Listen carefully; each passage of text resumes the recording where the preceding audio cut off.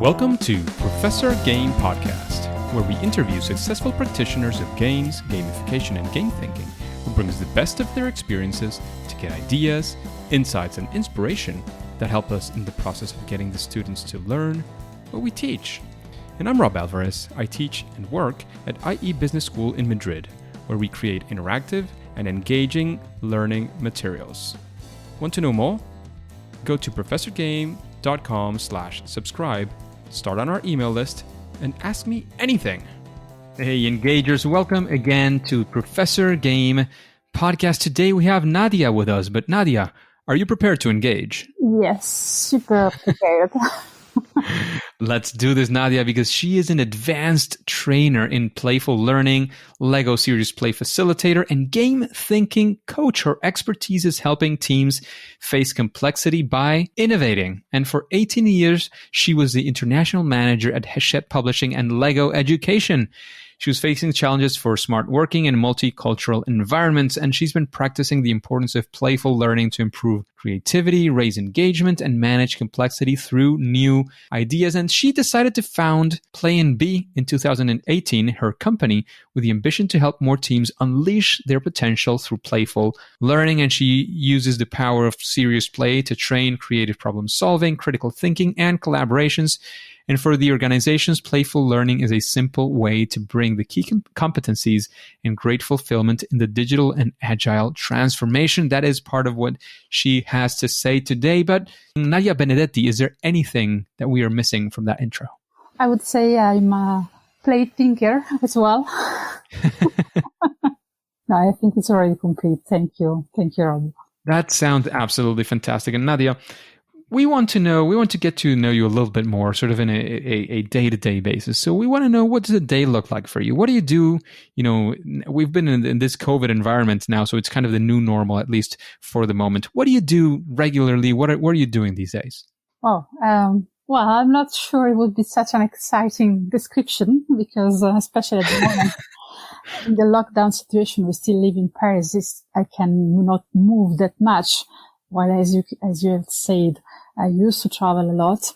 But let's say a typical day would start from, well, I'm not a morning person, so I wake up at 8, if I can at 9. Then my first thought is coffee. Of course, I'm Italian. And then with my coffee, I do, what people around me tell it's a strange thing because I used to have a look at all my plants in flat. I have 30 plants and I spent at least 15 minutes observing what changed in the plants. Sometimes I have surprises, for example, new flower or plant shoots that I haven't touched before. And that's my ritual. I have to say it's a sort of meditation. It takes a while and it's very important to me. And I would say it's a kind of sort of training of my curiosity and sense of surprise, because it's plants can be very surprising, I have to say. They change a lot. It's counterintuitive, but they make a lot of changes actually. So this is the starting of my day, and then it's a little much more boring because I just sit in front of my laptop and spend my day in front of my laptop doing different things. Sometimes I design workshops, some other I do a video call, and some other times I make trainings or workshop online. So it's a lot of time in front of my laptop at the moment. In normal time, I used to go out and see people and running training in the classroom. But this is my typical day. And then in the evening, of course, I find my family and we spend time together reading, watching movies, or sometimes I do some dance class online at the moment. I love it. And nice. It's the evening. It's really a moment for pleasure, for leisure and pleasure, I would say. And that's it. That's my day. So what can be surprising is that very often I have a problem in my sleeping, I would say. Very often I wake up at 4 and then it's impossible for me to fall asleep again. It's about 3:30, 4, and I have my mind a little bit exploding. I have a lot of ideas, and so I have to fix them by writing down project ideas scenarios, stories, whatever. Because if I don't do it, I will never fall asleep again. And then it's a sort of passion, I would say, because it's a pleasure. I'm in the flow, in my flow when I do it, but at the same time, it's very tiring. So when I wake up, it's almost 6, 7. And then of course the alarm is at 8 anyway. So I would say I have a regular life during the day, and sometimes I have a sort of special nights with creative individual sessions. You have your own creativity sessions with yourself. Exactly. Sounds very good. For even further disclosure, I have to say we've met in person. When I was in Paris once, we got to meet in person. Before that, we met through, I think the first time was in a Gamification Europe, or was it through Amy Jo Kim? Amy Jo Kim. Amy Jo Kim. Thinking masterclass. Yeah. So we've been sort of meeting back and forth online and in the physical world as well a while ago when things were kind of normal, and I was in Paris. We got to have, I think it was coffee together or something like that. It was a pretty nice, and we share many ideas. There's many interesting things that we've been doing. So this has been a long time coming, this interview. So you might notice from the way we interact on that one. But Nadia, of course, we've been chatting for a while. We've been friends as well. But in this interview, there is a question that we make every guest, and I think it is very useful, both even for the guests sometimes to sort of reflect back on that, but of course, mainly, of course, for the audience to learn from your experience. And it's a time of fail or first attempt in learning, a time you set out to do some playful learning, some playful creativity, and things, well, basically didn't go your way. And we want to know what happened. How did you get out of that? What did you learn? We want to be there with you. Good question. When you do playful learning, very often the funny things cover eventual failure, because people in any case are enthusiastic most of the time because they have fun. So sometimes you can just erase or just mask failure under fun. And actually, I have a huge example coming from last week, actually. Well, I used to think that if a child can do it, anybody can do it, especially adults. So I had a group. My job is facilitating groups for decision making, for important decision to take, or strategy and things so on. And very often they are director from international companies. And I had a group at distance, and the group had to make an important decision. And I haven't measured how serious they were in their role, because I couldn't see them. Of course, we were online. So I said to myself, well, I have to do an energizer after a long break, after lunch break. So let me do something nice, funny, that anybody can do, and just to find again a good atmosphere. And so I decided to ask them to do the storytelling of the morning in an exaggerated way. I mean, exaggerating any details.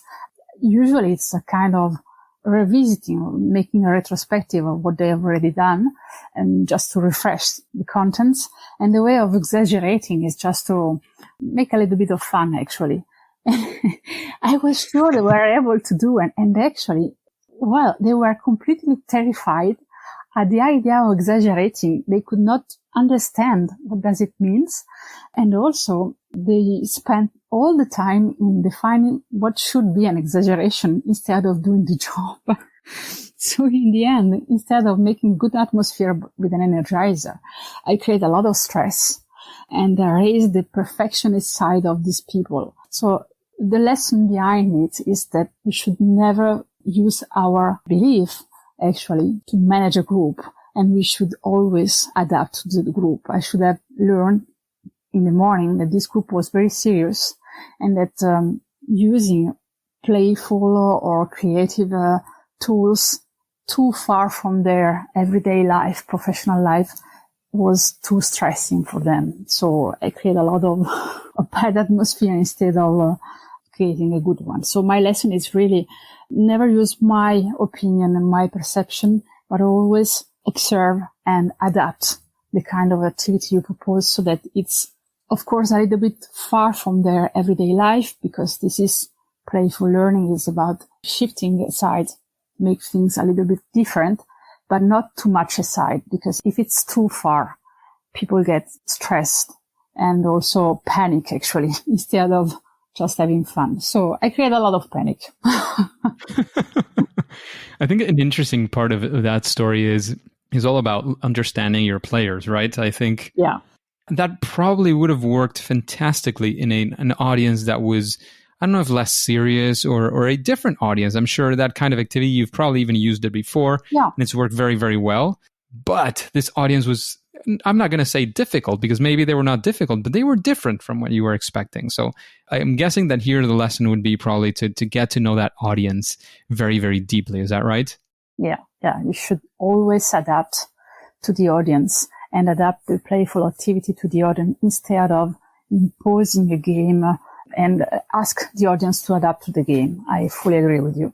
Yes, indeed. That sounds like a fantastic lesson from your story. And going from, that first attempt in learning, we want to go actually for a time, one of those proud moments, one, maybe call it success, however you want to. One of those times you actually went into a project and, you want to share with us as well the results. How did you get there? If there's any sort of keys to success or anything similar, we want to sort of be there in the ground level with you. Well, let's take two examples of a good story, I would say. I love storytelling.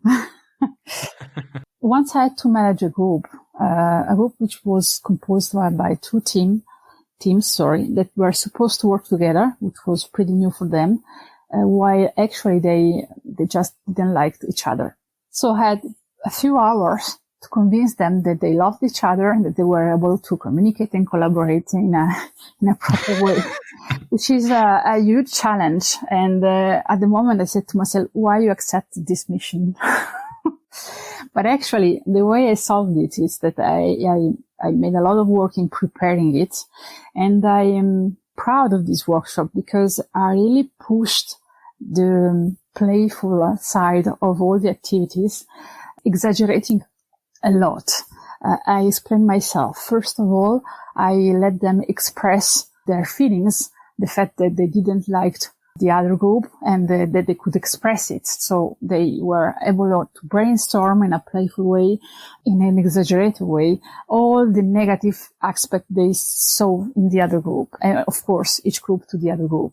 And then they exaggerating on the other side, which could be the perfect version if they could define the qualities. And then I asked them to adopt another third point of view. And I make a little story about it. So imagine that you are a Martian coming in the Earth and looking at you, both teams working together, what you could see. So they imagining themselves in this situation. And then they ask them to make a robot profile, and of the ideal team together. But all this I made with an extremely rapid rhythm, changing activity all the time, changing the deadline, actually, time available all the time, and with a lot of surprises, unexpected change, like, for instance, one person going to go from one group to another and so on. So that I improved a lot interaction, actually, from one team to another. And the rhythm was so fast that they could not react. And they was so focused on attaining the goal. In the end, I raised on the competition speed of the people.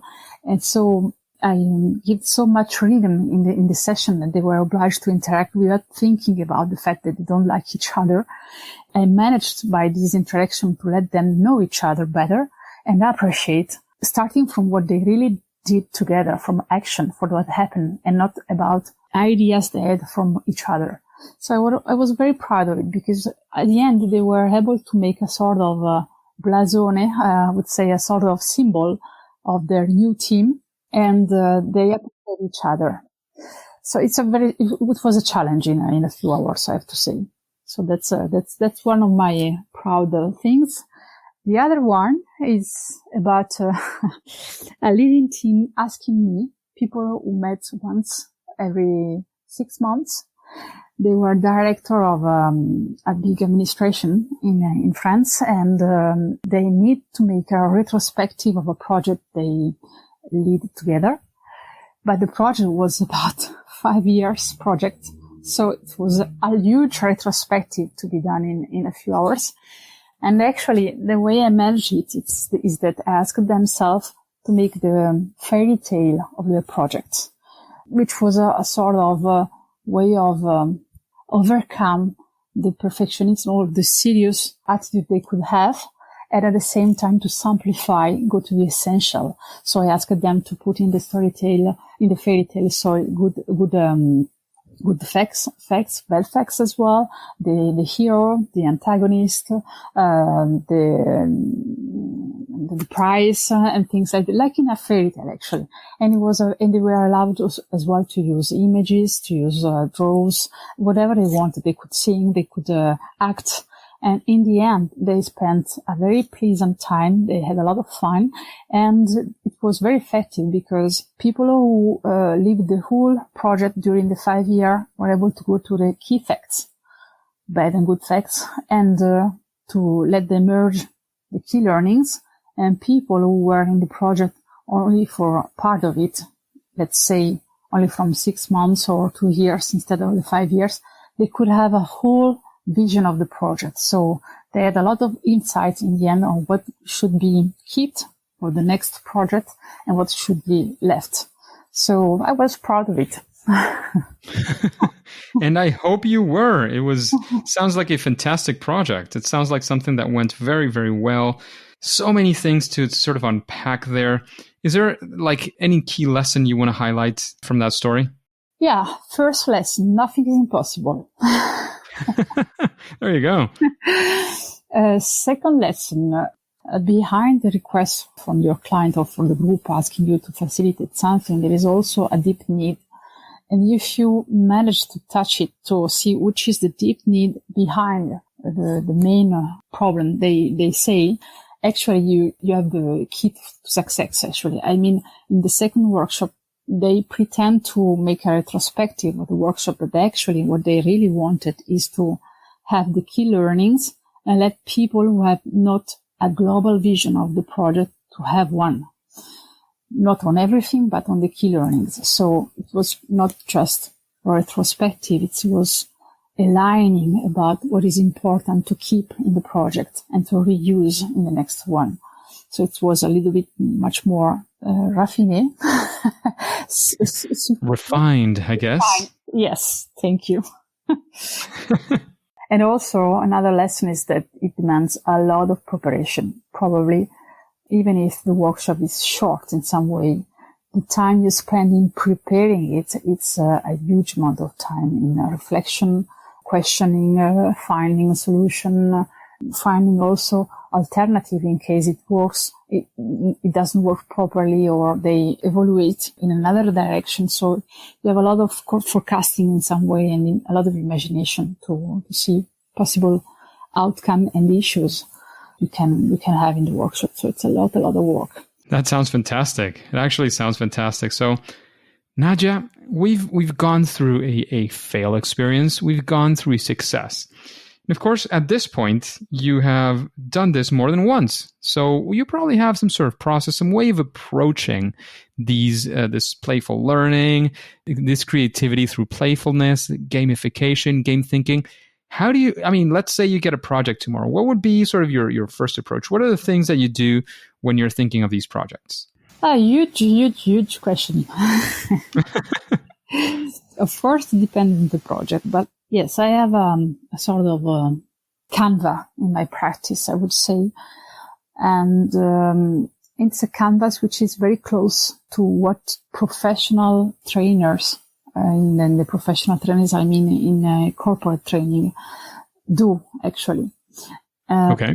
First of all, I spend a lot of time with the commanditaire, we say in French, which is the person asking me for the project, to detect what they want, what they express as a need, and what they really need, and to find which is the goal, like not the goal, but the objective, I guess. Why they do it, which is the real need, what they want to achieve, which is the accomplishment that they want to reach, the improvement for the group, for each people, as an organization. And once it is clear, and it's a lot of time in clarification, a lot of questioning, a lot of re-questioning, a lot of questioning different people if I can, but I need to understand where do they want to go. And when it's clear, then The second step for me is understanding which is the best logic I can put in my workshop. For instance, let's say it's a facilitation. Do they need a dynamic based on competition, collaboration, or do they need to express themselves or to explore things, possibilities, markets, and so on? So first of all, clarify the objective, and then clarify which is the best dynamic I can create in the workshop. I have to raise in the workshop to attend this objective and the accomplishment for the team. Then once I have this clear, which is already a lot of stuff, I start building the structure of the workshop, which means, first of all, to understand which is step by step, which is the learning loop at each step. What do they have to accomplish in the path from the state A, which is the present state, and desired state, where they want to be, point B. So which are the steps they have to do, and which is the right level of challenge I have to put in each step. Again, it's a question of logic. I imagine to be in the process instead of the participant, instead of people attending the workshop. And step by step, I define which is the goal of this step, which is the objective, the pedagogical objective, what they have to achieve in terms of group and people, and which is the goal that they have to attend, the result they have to produce, a decision, a clarification, imagination of new solution, which is the action they have to do in each step. And then once I have this sort of path, I would say, and I have all the activity loop in the path. Then I clarify what they will do in each activity loop, precisely which kind of activity they will do, and now I can transform it in a playful way, which is the kind of action they have to do, and which is the funny side of the action. I love to use, of course, storytelling. I already mentioned it, exaggeration or a paradoxical situation, or for instance, instead of asking them to do what they want to accomplish, I ask them to do the exact how to fail what they want to accomplish. So this is paradoxical approach that works a lot. I use scenario, creative techniques, projection, and I love to use surprises and unexpected changes, for example, or odd things, strange things, odd things like that. So, but first of all, I would say I define the logic of the whole workshop. I define the path that describe the logic, that put the logic in place, and then step by step in each activity group I decide what happens in the step, which means that actually I can't say I build a serious game. It's not true. I can build a sequence of playful activity to go from state A to state B to achieve our goal, actually, to achieve the objective of the session. And I cannot say I use serious game very much like that. I used to use part of serious game or logic behind the serious game to adapt to the activity, which is basically a common activity that could be brainstorming, for instance. But I use some playful devices, like, for instance, putting the brainstorming in one constraint. For example, they have to draw instead of writing words, or they are limited in the number of ideas, or they have to produce more ideas than a number chosen by chance, things like that. And this is why I insist about playful learning or serious play instead of serious game, because it's really in some way unstructured. And there is a reason behind it, is that, as I said before, we need to adapt to the people we have in the group. We never know in advance the quality of the group, which are the kind of interaction. We have an idea because people told us, but we haven't seen directly. And so the more you have freedom in the activity you propose, the more you can adapt here and now to the quality of the group, to the dynamics of the group, to the interaction, and so on. And then, of course, when I build my structure, of course, I've set a scenario in some way. which each sequence, the lasting of each sequence, the activity, what I'm supposed to say, how do I launch the activity, which is the funny game, or which is the instruction they have, and of course, which is the material. So everything is really detailed. It's a lot of work and preparation. And then I test it. Very often I use activity I already experimented in real life. If not, or in any case to test the path in some way, I just tell it to my customer, and the customer in general say to me, yeah, this is something they can do. This is too far from the reality, or this is okay, or this seems to me too long. Or for instance, very often people say to me, well, they are too serious for this kind of stuff in which they have to express their feelings and so on. So we need to do something closer to their everyday life and things like that. So there are the latest adjustment according to the client. So in some way, it's back and forward with the client, which has a sort of supervision, and we build together with the workshop in some way. And then we have to go in the workshop. That sounds great. There's a lot of sort of specificity, and you were mentioning about the openness of creativity, but as well, it called my attention that it's sort of twofold. On one hand, you have that sort of open space, but also you're imposing some limitations to get the creative juices flowing. Am I getting that right? Yeah, true. Limitation for creativity. It's an interesting concept that I've seen more and more, and I think it makes a lot of sense. So I love all those steps, all that specificity that you put us there.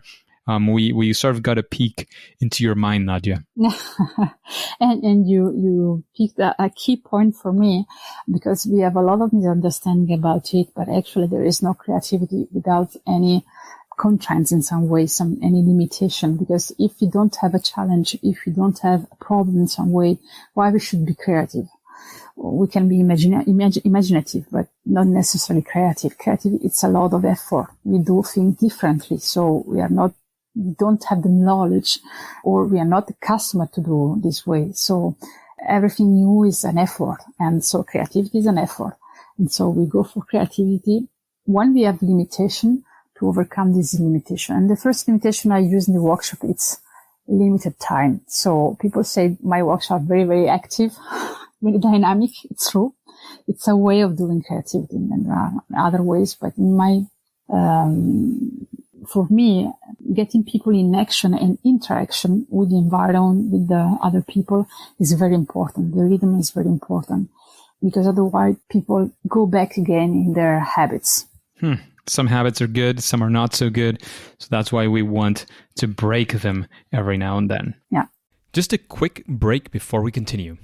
Are you enjoying this podcast? If you're listening through a podcasting app, please subscribe and rate us on the app. This will be of great help to reach more engagers so we can change the world together through gamification. So Nadia, we've been talking about many things now. Is there what you would maybe call sort of a best practice when creating these workshops that you do? Something that, could be things like the restrictions you impose. I don't know. It could be one of many things that you've mentioned, or something new. But again, is there a best practice, something you say, when you're going to do these workshops, maybe think of these things and that'll help you in your results? It's very hard to give an answer like this, because every workshop is a sort of peculiar workshop. So there are some tips that can be good. One absolute tips, of course, is giving feedback. And by giving feedback is after any playful activity, just debrief what happened, how it happened, and what I learned from this, to make a sort of bridge between what I lived in the activity, the playful activity, and the pleasure is there to overcome the difficulty of learning something new. But you also need to make the bridge between the playful activity and their reality, especially professional reality. Because if there is only the pleasure of doing pleasant things, funny things, then in the end, at the moment, people are happy, but then they say to themselves, I have so much stuff to do and I have to lose my time in doing funny things. So very, very important to do the debrief of any activity, because people are already tired of the activity. It's pretty new for them. So it's very from a deontological point of view, it's essential to help them to make this bridge, to see that what they lived in the game or in the playful activity, learn them something new that they can use in the real life. And if they see the bridge, then they will be motivating, redoing or reusing what they learned in real life. Also because they know that can be funny. For instance, exaggeration. I say like this. I use it as a creative techniques and also a playful activity. People love to exaggerate, except from group ahead. But most of the people, children, love to exaggerate in general because it's funny. And actually, it's a way for the brain also to demystify in some way difficult things or difficult tasks or challenging that we are fear to overcome and things like that. By exaggerating, we tell to the brain, it's not that hard. It can be ridiculous. It can be funny. So it's not that hard. And you have a sort of nuance in your perspective. So it's no more black and white. It's gray. It's different sort of gray, I would say.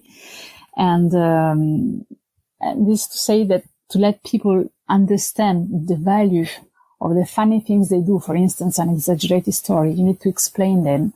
Okay, you exaggerate like this, what you have learned, and you can use these learnings in your everyday life. For instance, if I take the group I accompany in doing the fairy tale of the long project, the brief was about the fact that in the end, we have very few things that we need to keep in mind, even in long-lasting periods. And in the few things, we need to keep in mind good things, but also bad things. It's not an evidence that people do the connection by themselves. We need to help them. This is the key point for me. We need to, the key tips. Always the brief, a playful activity. That sounds absolutely fantastic. A very complete, very, very complete best practice or best practices that we could be including in what we are creating. And Nadia, we would like to go for 2 recommendations from you. One, is there somebody that you would like to listen to in an interview here in Professor Game? And the other one is, if you had to recommend a book, which book would you recommend to us? Oh, if you could invite one person I really love, it's Tiagi for me. I don't have the pronounce in English, but it is written Thaiagi. And actually his name is Sivasailam Thiagarajan. I don't know if the pronunciation is good, but Tiagi is an Indian. I'm sure it's good enough. It sounds like an Indian pronunciation, right? Yeah, he is Indian, but he's living in the US since 40 years now. And actually, this man, in the last 40 years, invented a game or a play every day. And actually, a really revolution for me, the way we conceive learning and the way we do instruction, because for me, it was one of the first introducing play in the professional world, even if for 30 years he used to call his activity strategic interaction. He avoided the word play because it was a sort of taboo in the professional world, but actually makes interactive, playful activity since a lot of years now. And I had the occasion to follow one of his trainings, and actually it's wonderful the way he managed people individually and the group dynamics in the session. It's a sort of magician. You feel yourself involved, even if you are trying to do something else. Actually, it captures you in the dynamic and you learn a lot with interaction with other people. So it's magic. So if you can invite him, it's a very interesting person with a lot of experience. Sounds like a very interesting person. And what about a book, Nadia? Oh, a book I loved, and which is very few known in France because it is not translated, is Play. And Play is the book from Stuart Brown, and it explains how play shapes the brain, opens the imagination, and invigorates the soul. I'm reading the subtitle. And actually, it's a wonderful book to understand the role of play before going to the game, but really the role of play in human life and not only in nature in general. So it explains also why it's an essential activity and why it is so important for well-being and also for reflection, creativity, good social life, and so on. And how not having a playful dimension in our life can bring us to depression. It's very interesting, very, very interesting. It gives the frame of the role of play in life. Wow, it sounds super, super interesting, actually. Play is definitely a key topic in gamification. Some people argue play is part of it. Some people argue it's not, but it's definitely, at worst of cases, it's very, very related. And there's a lot that we can learn because we play the games, as as the word says and suggests. So definitely sounds like a very exciting recommendation. Nadia, what would you say in, very few words, what would you say is your superpower in this world of playfulness and workshops and creativity? Imagination and curiosity. Very, very important in these topics, definitely. And Nadia, finally, the most difficult question of the day probably is, what would you say is your favorite game? That's a difficult question. I have a lot of, but I love particularly Dixit. I don't know if you know, it's the cards you have to make a story or to divide or to, like you can make story with it, but actually it's about, Dixit is about you take card and, you give a word about the card you have taken and, people then need to guess between all the cards that are in the table, which is the card corresponding to the word or expression you used and you introduced to the other word. It's a little bit, I'm not explaining in a perfect way, but in any case, Dixit, it's for me, a lot of imagination, a lot of freedom, a lot of metaphors. So it's extremely rich and enriching, inspiring. And then I have to say I love also Catan. Oh, Settlers of Catan. Yes. Yeah, I love it. I don't know why, but I like the fact that we build things, villages, routes, and so on. It's sort of exploration in our management capability in some way. And of course, Lego bricks. Those are not necessarily a game, but you can create games out of your Lego bricks, right? Yeah. Absolutely. Absolutely. It sounds fantastic. So, Nadia, thank you very much for being with us today with the Engagers, sharing so much knowledge, so much experience that you've had. Please let us know where we can find more about you. You'll find all of these details in professorgame.com. If you look for Nadia, Nadia, you'll find definitely the show notes page. But let us know where, webpage, social media, wherever you want to lead us to. Oh, well, you can check my website, I said in French, Playnbe.com. So everything is inside, and I give also a lot of tips about play and the role of play. So it can be interesting. If you don't like this website, you can read the text in case. But I would say the website or on LinkedIn as well. I used to publish contents about creativity, especially, and playful facilitation at the moment, I have to say, because there is a big issue about how to facilitate or how to manage meeting online in a more engaging way.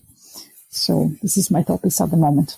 That sounds absolutely fantastic. It sounds fantastic. Playnbe is play, like the word play, then the letter N, and then B, like, I know, I am, you are, to be, the verb to be. .com. So there you can find Nadia, you can find Nadia Benedetti on LinkedIn, but you will find all these links on professorgame.com. If you search for Nadia on the search bar, you will definitely find the show notes for this episode. Nadia, once again, thank you very much for investing this time today with the Engagers.